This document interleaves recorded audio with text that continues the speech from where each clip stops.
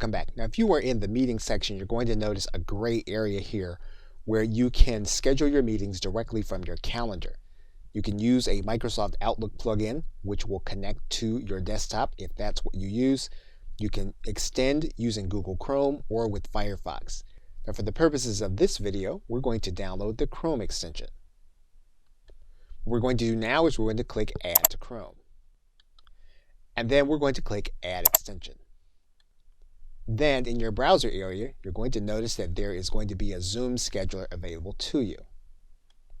Once you have this dialog box, you're going to want to sign in to your Zoom account. Now, once you're signed into Zoom, what you'll be able to do from Google Chrome is you'll be able to pick a date from your Google Calendar. You're going to click on the title and the name, and then what you'll be able to do here is you'll be able to click this link that says Make it a Zoom meeting. That event will then be saved in your Google Calendar, and you'll notice then that the link is then saved. You'll also then notice, if you refresh your page, that the meeting will be saved in your Zoom group of meetings.